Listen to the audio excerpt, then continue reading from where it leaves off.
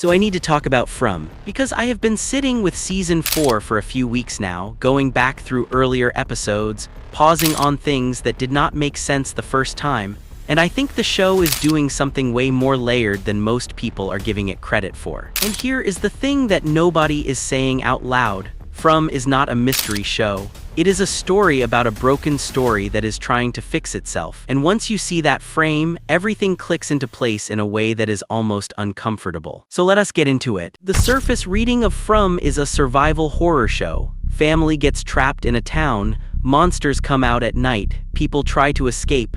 Season after season of tension, jump scares, and no answers. But that reading does not hold up past Season 2, because the show keeps adding layers that have nothing to do with survival mechanics. The storybook stuff, the ghost children who only say one word, the kid who dreams locations that turn out to be real, the woman who can walk backward through time but cannot change anything, a man in a yellow suit who tears people apart while somehow knowing things he should not be able to know. None of that fits a standard horror framework. What it does fit is a fairy tale that has gone wrong. Think about the structure of any classic folk story or fairy tale. There's always an original sin. Someone made a deal they should not have made. There's always a curse that resulted from that deal. There's always a cycle, children being punished for the sins of their parents, and there's always a condition for breaking the curse. Not a fight, not an escape, but a reckoning. A truth that has to be spoken. A memory that has to be completed. From is running on all of those tracks at once. The town is not a location. It is a loop. And the loop was not created randomly. It was created deliberately by people who chose to sacrifice their children in exchange for something they wanted badly enough to do the unthinkable. Let us talk about what the show has actually confirmed versus what is still theory, because I want to be precise here. What we know for certain by the end of Season 3 is this: the original residents of the town made a deal. They sacrificed their own children. In exchange for that sacrifice, they were given immortality. But the form that immortality took was not what they expected. They became the monsters. The nocturnal things that hunt people every night are the original townspeople, trapped in that form forever because of what they did. That is not speculation at this point. The show has confirmed it through the lore that Victor carries, through the things the ghost children communicate, and through the reveal that Smiley was reborn after Boyd killed him. These things do not die because they were promised they would not die. That was the deal. They held up their end by giving up their children, and they got eternal life, just not in any form that could be called living. Now, who made that deal with them? That is where it gets more complicated. The strongest candidate, and the one the show is clearly building toward, is the man in yellow. He was on the radio warning Jim back in Season 1. He appears in Miranda's paintings from decades ago, which means he has been a presence in that town for a very long time. And in the Season 3 finale, when he shows up physically for the first time to kill Jim, he delivers that line: "Knowledge comes with a cost." That is not a line you say if you are a random monster. That is a line you say if you are the one who set the terms. Season 4, Episode 1 confirmed something important about him. He can shapeshift. He arrived in town disguised as Sophia, a pastor's daughter, riding in with an incapacitated pastor. And the reason the show chose that particular disguise is not accidental. A pastor's daughter, someone wrapped in the language of faith, sacrifice, and submission. The man in yellow is using the exact symbols that built the original bargain to infiltrate the town again. That is deliberate. That is the show telling you something about his nature. He is not just a monster, he is the architect of the system. Here is the part that I think gets overlooked the most, and it is the most important thing in the show. The ghost children are not horror decoration. They are the moral axis around which the entire story rotates. Every time you hear the word Ankhui, that is the sound of something unresolved. The children who were sacrificed did not simply die. They are still there, still caught inside whatever this place is, still trying to communicate, still trying to get someone to remember what happened to them and why. And the show keeps connecting specific characters to them in specific ways. Tabitha is drawn to them emotionally. She does not just see them, she feels them. She responds to them the way a mother responds to a child in pain. That is not a coincidence of character writing. That is the show flagging that her connection to the children is the key to what she is supposed to do. Meanwhile, Jade is drawn to the symbols and patterns, the numbers, the structure underneath the imagery. He is the decoder. Tabitha holds the emotional key and Jade holds the structural key, and they need each other because neither one alone is sufficient. And then there is the reveal from Season 3 that completely changes how you read both of them. They are not random people who got trapped in this town. They are reincarnated versions of Miranda and Christopher, two people from the original cycle who tried to stop the sacrifice and failed. They have been brought back again and again to complete something they could not finish before. The town is not just holding them prisoner.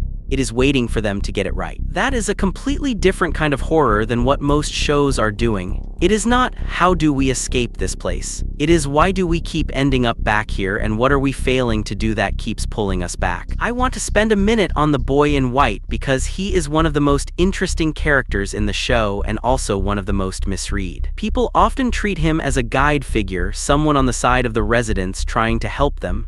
And he is, partially, but he is not just a helpful ghost. He is something much more specific. The best theory that lines up with the show's evidence is that the boy in white was supposed to be sacrificed but was not. Either he escaped or he was spared at the last moment, and that act of sparing him gave him a different kind of existence inside the town.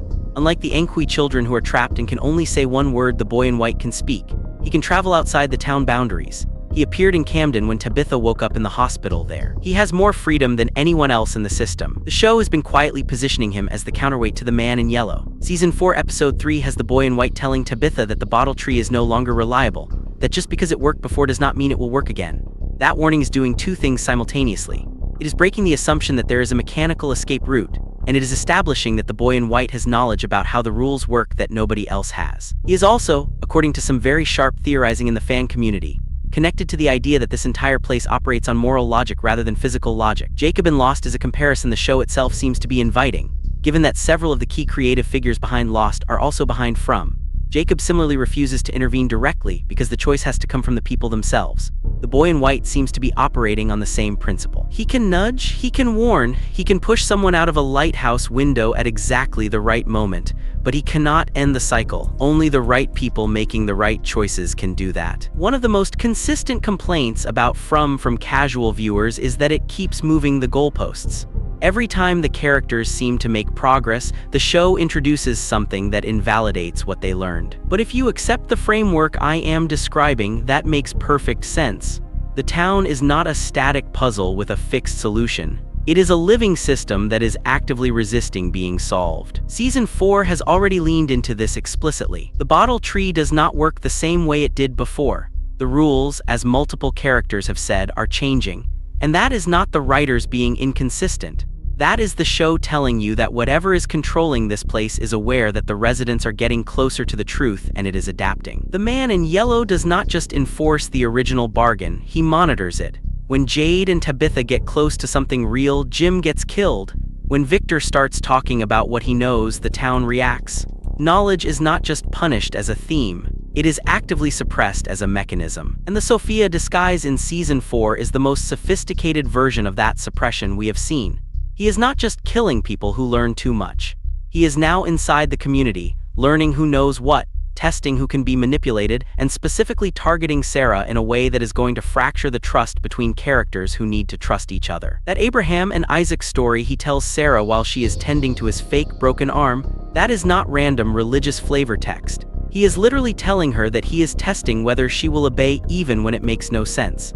And she passes the test in the worst way possible, which means he now has a lever to pull whenever he needs the community to turn on itself. The man in yellow is inside the town disguised as Sophia, farming chaos, isolating the people who could help each other most, and specifically targeting those who are closest to understanding the system. Victor just confirmed that the man in yellow arrived in town long ago the same way everyone else did, as a person in a car, before becoming whatever he is now. Which means he is either someone who made a different kind of deal, or he is something that was always more than human and merely pretended to arrive. The Lake of Tears is becoming the central mystery of this season.